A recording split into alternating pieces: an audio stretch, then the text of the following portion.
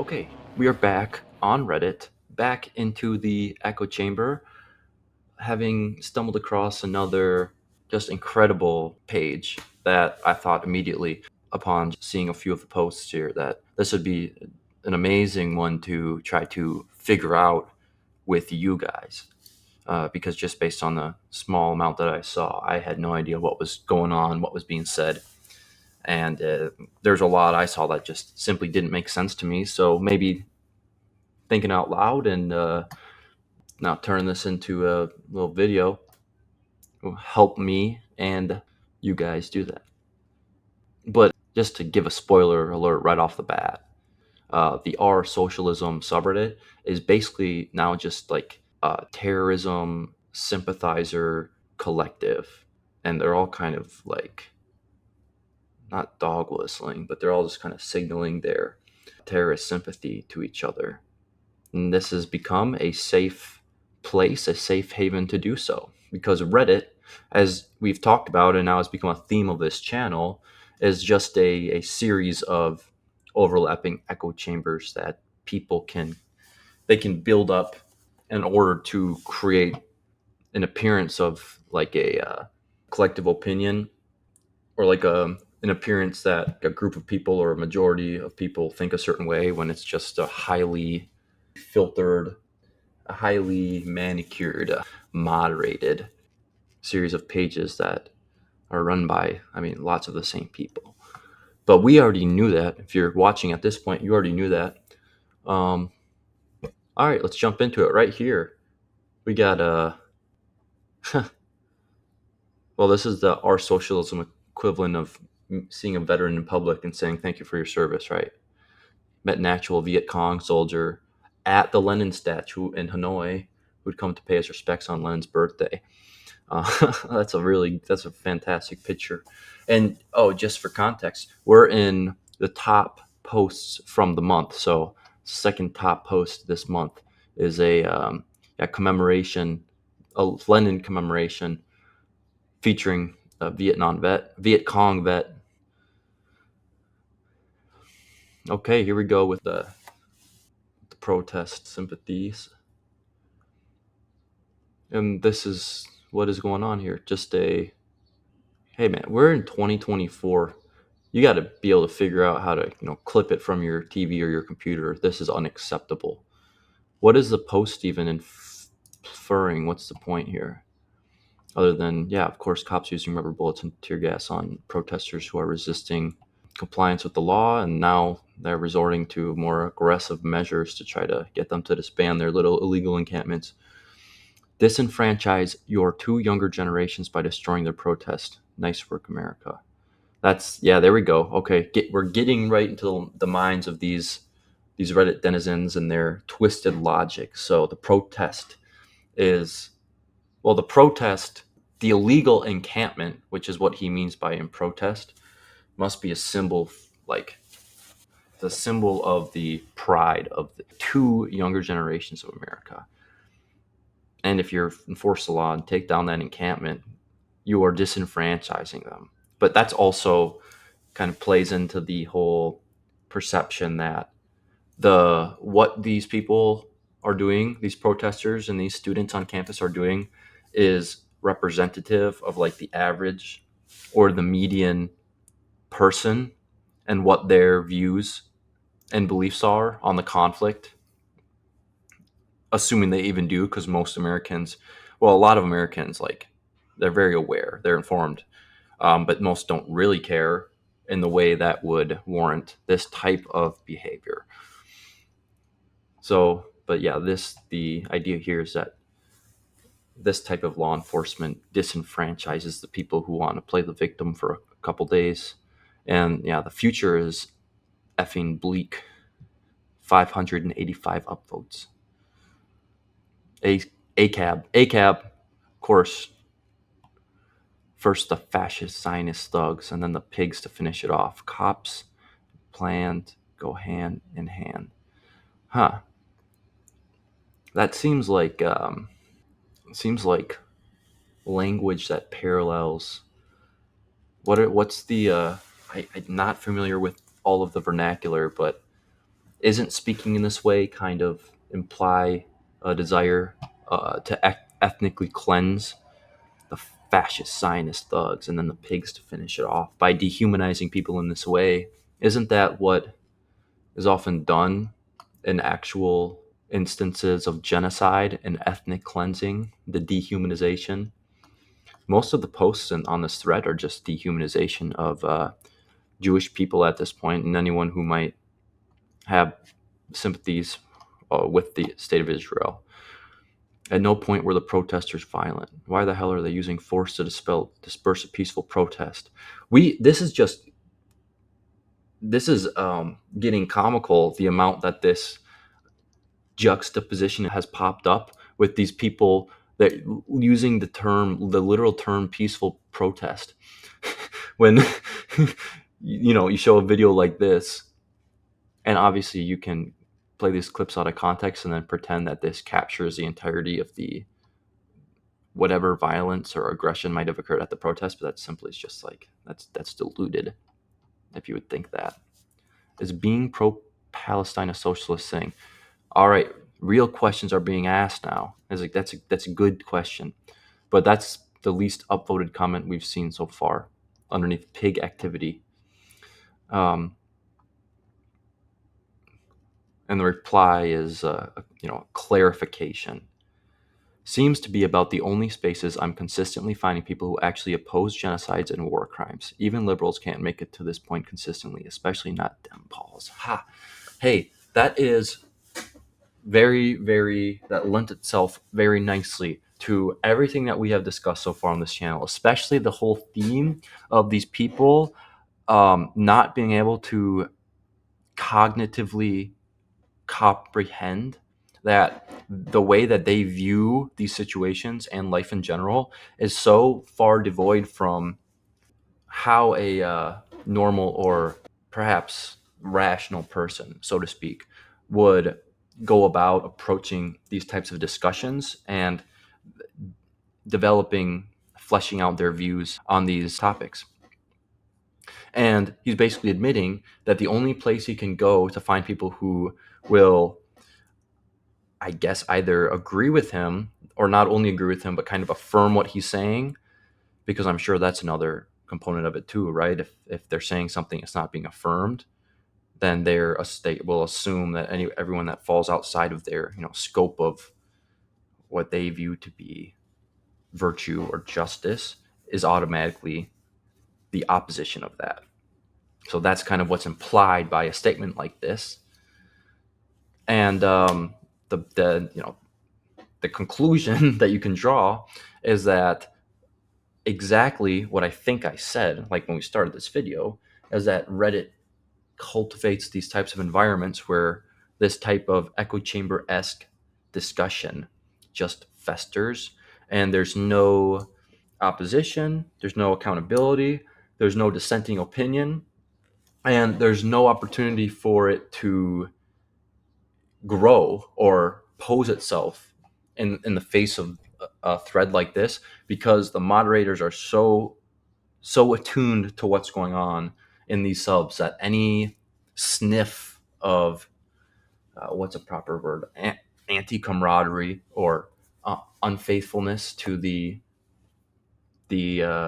socialist vision, which right now is just I don't even know how to describe it, but it's just an anti-establishment vision essentially.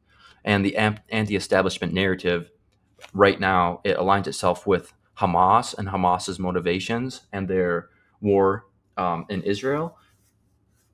So the natural falling in line for a group like our socialism, well, would be predictably to just fall on the side of Hamas, because it can be like reduced. Everything is like reduced to this binary contrast of oppressed versus oppressor, or like establishment versus anti-establishment. And that's the simple calculation that these people make in order to decide what side they should follow. And you would think there'd be a clearer distinction between the protesters themselves and even the Gazans involved in the conflict, and Hamas itself, but they don't make it. No one makes that distinction, which is really because Hamas is just the embodiment of the extreme of this ideology. A lot of ACAB comments, so there you go. We're setting the tone. Let's see here.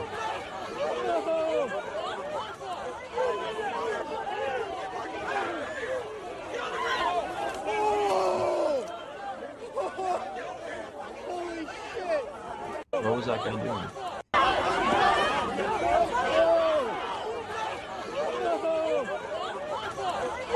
Wait, hold on a sec. What are you crying? Look at this guy. You can see him like push up against that, and obviously it gets caught out of view, and these guys see it, and they throw his ass to the ground.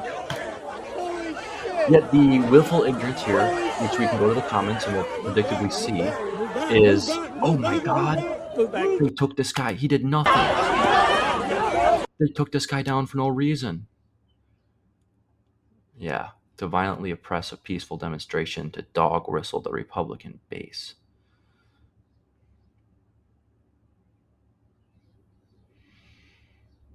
Land of freedom, red patches. Like, no, make a prediction that is just low hanging fruit prediction. Is that no one in this thread is going to play devil's advocate and say, hey, it might have looked like that dude out of frame pushed the cop, or the, not the cop, but the troopers that were there, and that was a reaction. It wasn't a completely random reaction. It wasn't didn't happen in a vacuum. So right wingers don't care if you protest Jewish people. They have to do is march across college campuses in khakis. That's how they view it. ACAB again. F the police. Isn't this the reason that the Second Amendment exists? Oh yeah, so let's shoot these guys. That's what he's saying. U.S. authoritarian regime.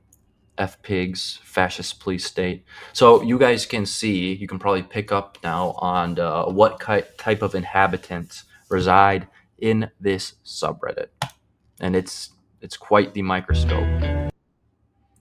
Um, but like literally, this is so predictable. Again, you can see this guy without much effort. Watch him. He goes in there and he pushes that guy. You can actually see him push that guy. So another example where these people understand that you can post this content in this type of thread, and you're going to karma farm, because all these people just want to prop up a narrative, or they want to prop up this perception that doesn't require any further analysis or any critical thinking, because the narrative speaks for itself. An oppressor oppressed narrative always speaks for itself. So that's why it's so easy to just fall in line with this type of ideology. I'm sorry, but I don't want to listen to Macklemore's song on the current state. But I'm sure it's, based on the still shot here, I'm sure it's good stuff. Okay. Oh, for context, which would be obvious, is that these people are on an illegal encampment, and the police they're shutting them down.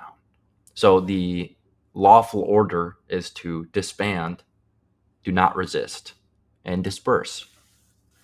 And let's see what the reaction and then the conversation is.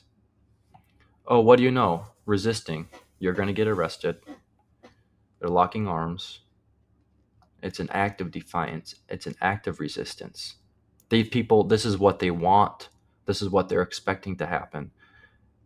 And it's a setup so that they can continue to play into their victimhood identity.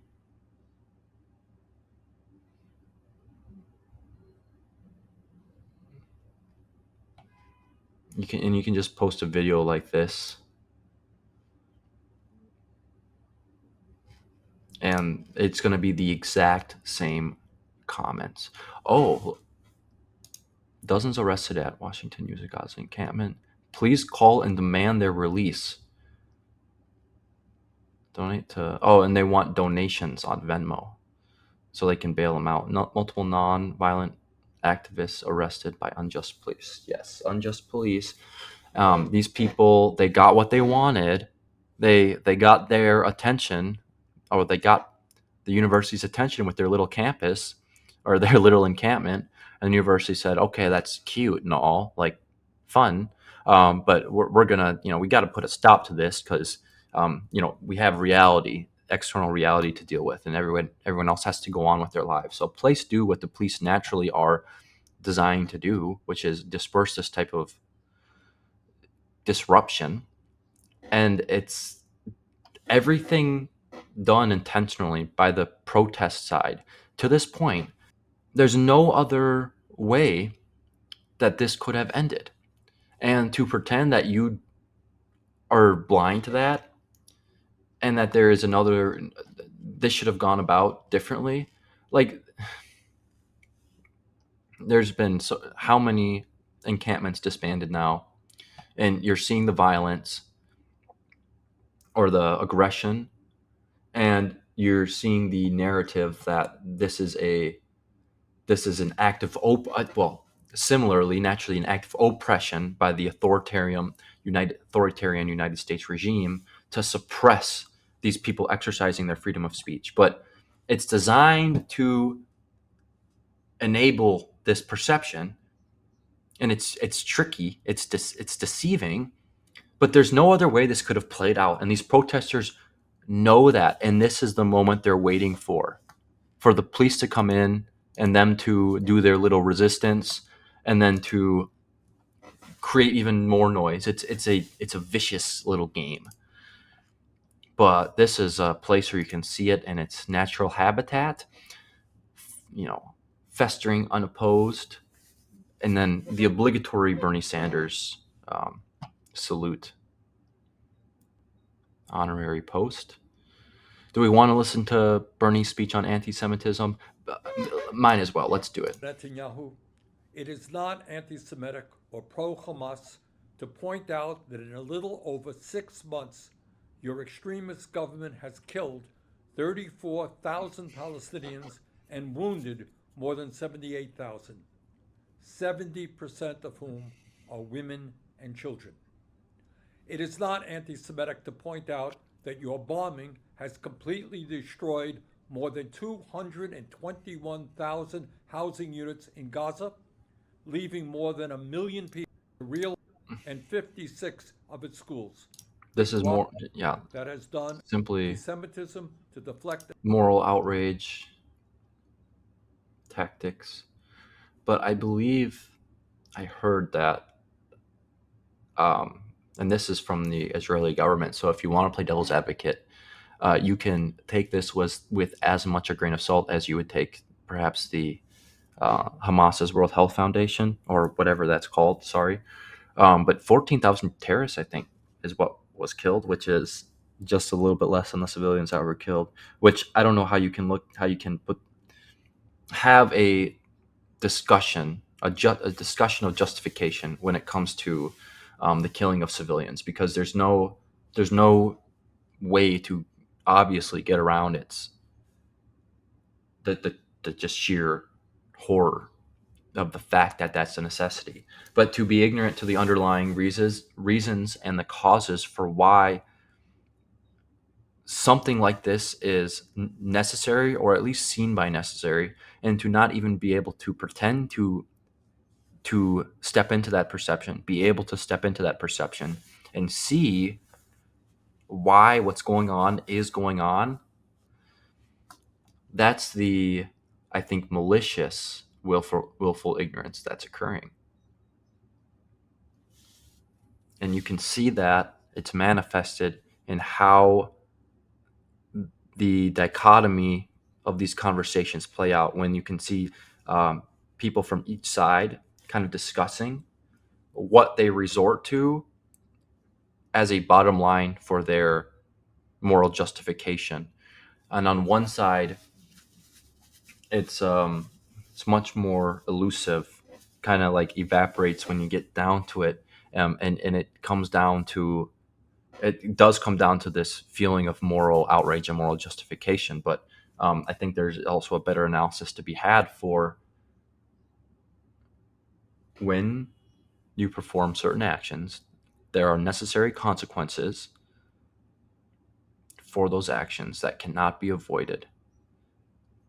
And by kind of drawing poor assumptions into that reality, the fact of that reality, there are going to be even worse consequences. And that's essentially what you're seeing play out internationally, but especially in like the United States and European countries. A little infographic here by Mr. Stalin.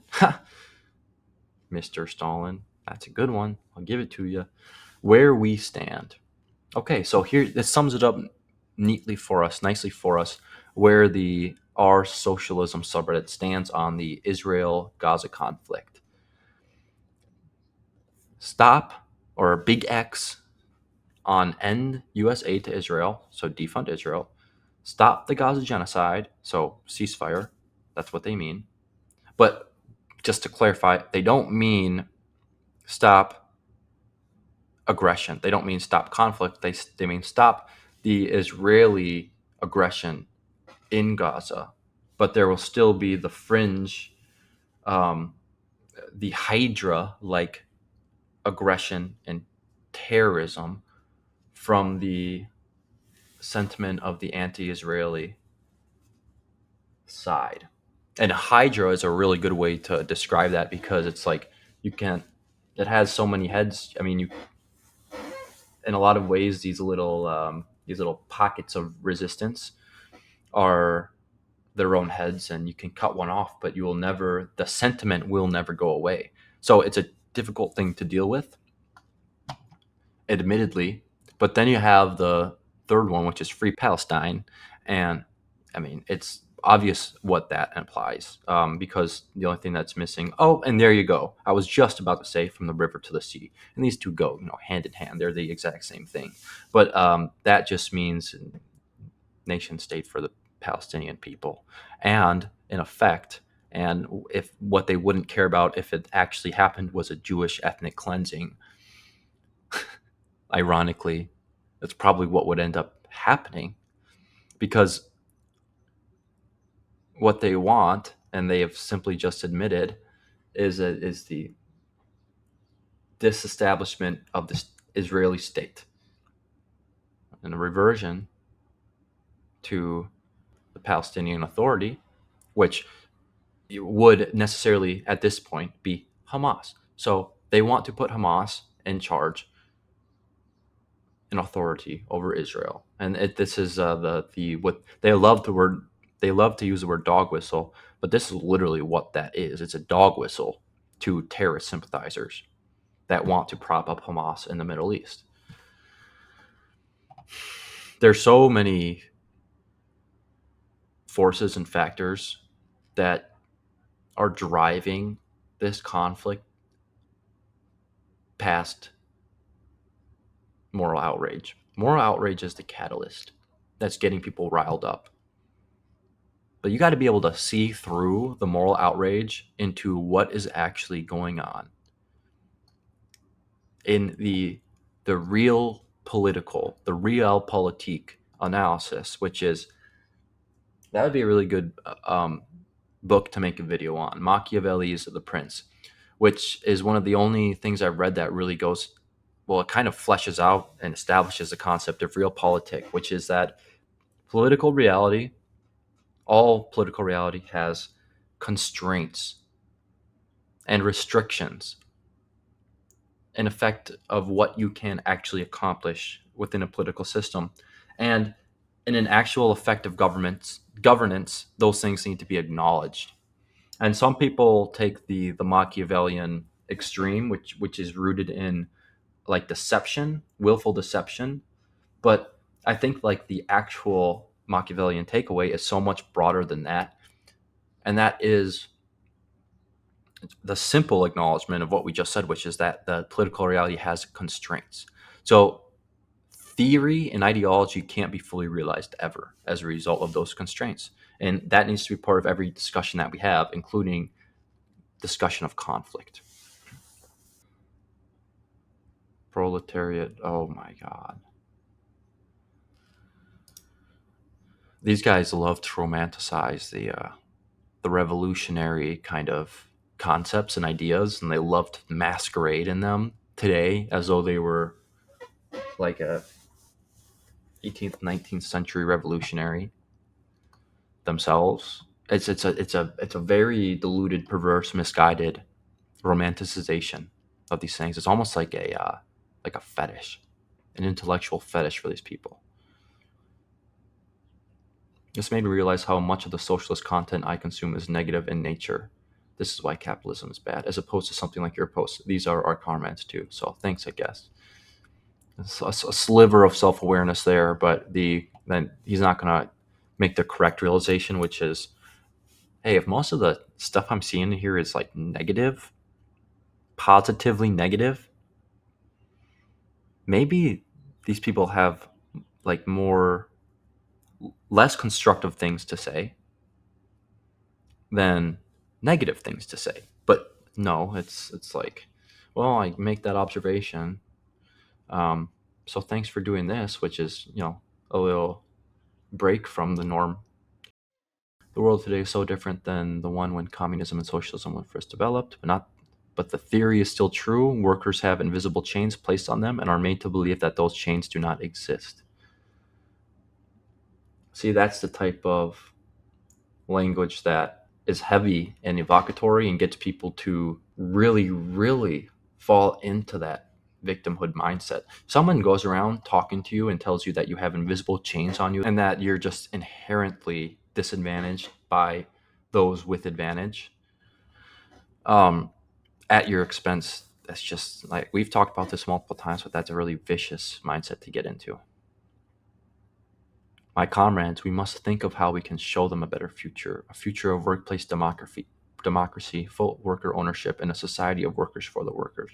Part of me almost wants to believe that these people deep down have the proper intentions, but they're just so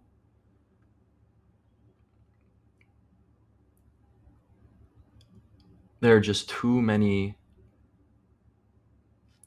layers of ignorance that prevent them from stopping at some point during their conceptualization of all this and saying, well, would that actually work? How would we actually do that? Or what would be the consequences of this authoritarian, prescriptive form of governance? But it all just is dressed up so nicely in their heads that it's oh my, it has to work. If only everyone understood. Of course, socialism would have to work. People just don't understand how to do it. And oh man, I think the actual truth is that they don't understand how socialism works because they don't know what socialism has been in the past. I think pretty like cliche thing to say, but a simple understanding of the things that can happen as a result of this type of allegedly altruistic grandeur. But I don't think that's how on any of this really works. Palestinians are tearing down the apartheid wall. That this is yeah. When I say I love a man in uniform, this is what Oh, armed leftists spotted at a pro-Palestinian protest. We need more armed leftists, and let's listen to what socialism shoddy has to say. I'm talking about. Ooh.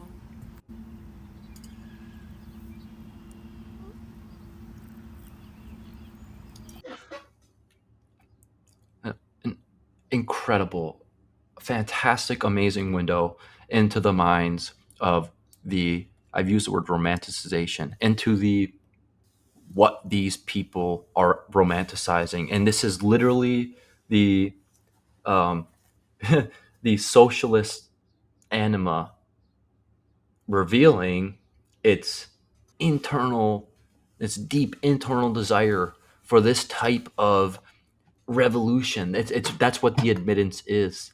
That this is what they are attracted to. Is it the ACAB, the black, disguised, vendetta-like aesthetic, the whole anti-establishment. It is a actual fetish for them. And when we said that earlier, we just basically predicted this post, which is kind of like, yeah, let's get off of it. I'm sorry, Mr. Galloway? I don't recognize Israel, and I don't debate with Israelis, and that's just the own that these people sorry, are Mr. going Galloway? to. That's an own, right?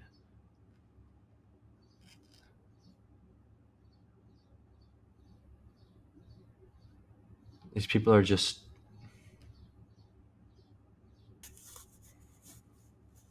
If you say something like, you are morally inferior, so I'm not going to speak with you, that's not seen in this world as like an L. That's seen as like an own. So that's why posts like these thrive. We're still in the top posts from this month.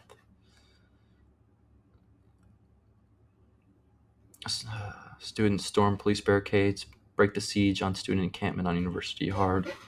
And in one of our early videos, we saw the some of the messes that had to be cleaned up as a result of these protesters who weren't planning on cleaning it up from the start, regardless of how they got removed.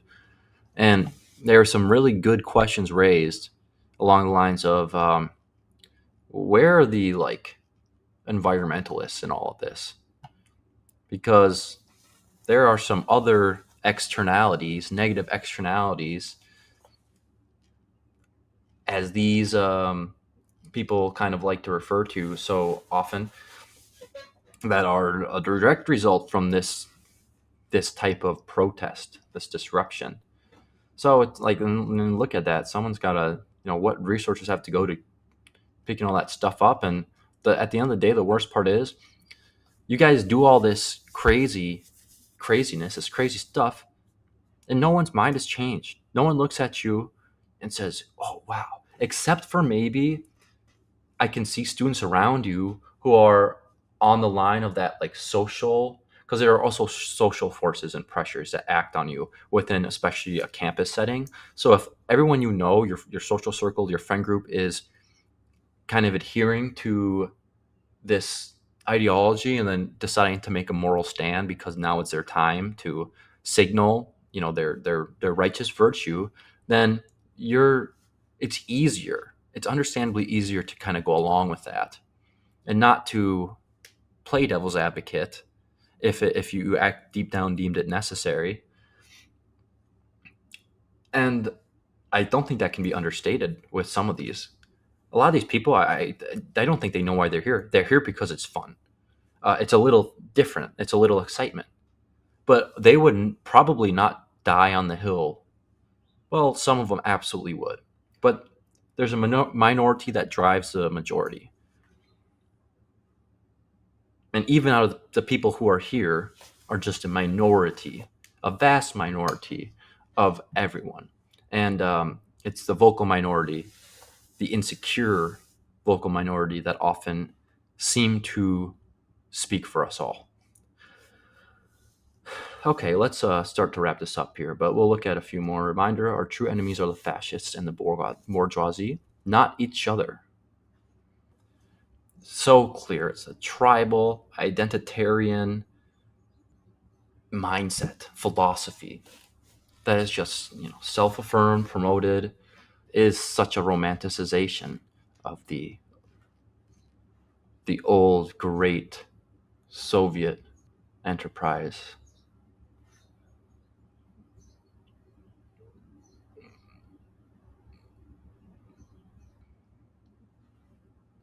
All right, do we want to hear John Oliver's take on all this?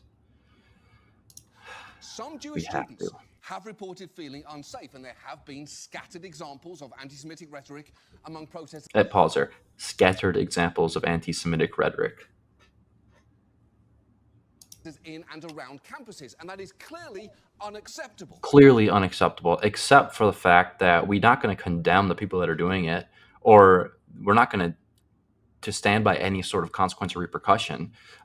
We're actually going to continue to dog whistle in their favor and to inform them and show them that what they're doing is a morally just and righteous thing, and it's a proper cause to stand up to the establishment, and that these Jewish who have benefited from the to rely back on the oppressor narrative, these Jewish students, which they have to be bad people. I mean, they have to be. So it's okay if we kind of, if we have a little bout of prejudice here, because it's all justified by the moral outrage that we have over what's going on in the Middle East, something that we have not nearly as much understanding of as we'd like to think. And I'm not saying we, like all of us. I'm mocking a certain type of person who might say something like that. But for what it's worth, some Jewish student groups have expressed support for the protest or even been... Oh, yeah. So there are scattered instances of anti-Semitism, and of course those are horrible. But for what it's worth, some of the Jews are participating in it, so it has to be acceptable, right? What this is token identitarianism. At the university gate, 60 sneaking... But I mean, we're in the socialism subreddit, and it's what have most of these. I'm 25 years old. Oh, I'm so sorry. We're not listening to that. All right, this will be a good one. Protesters pictured at an encampment at the University of British Columbia in Vancouver. One of the several that have been set up on campuses across the country since last Wednesday when pro-Palestinian supporters started an encampment at McGill. And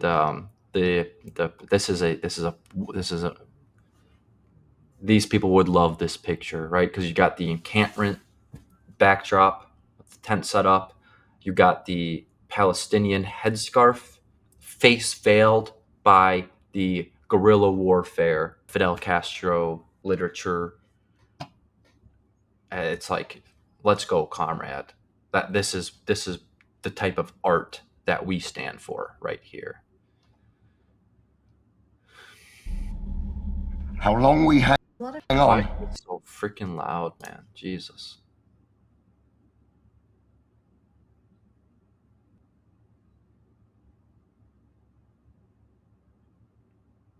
All right. We're wrapping it up here. Let's just end on this fun little cartoon that we have. Proud to be a self-made billionaire. Government subsidies, inherited wealth, tax loopholes, publicly funded infrastructure, exploited workers. Well, and you know what? I mean, there's some truth in this picture, right? Because the people who are, billionaires probably have benefited from a number of these things. The only thing that I would probably question is if you're going to say exploited workers, then you can, but it's just an interesting way to phrase it, because when people say exploited, especially in this type of setting, what they really mean is that they have a less advantageous situation than someone else, then they fail to understand has produced that situation.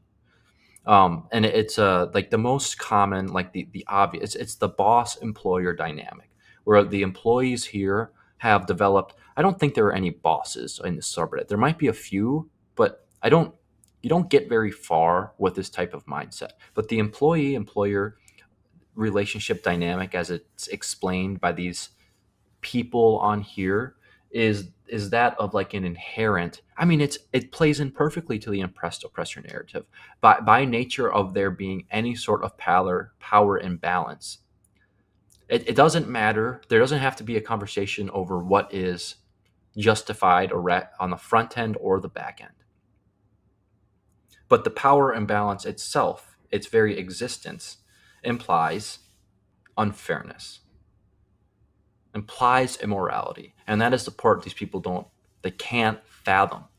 And if you can't fathom that, then you're never going to be able to understand how or why it's possible for a system geared around the potential success of what you might deem greedy people, greedy, driven, motivated people who are very, very, very keen on making large amounts of money in any way that's possible. There's no way that you can realize or conceptualize a world in which that drive, that incentive, there's a mechanism surrounding it in which the effort put in will have positive consequences for everyone.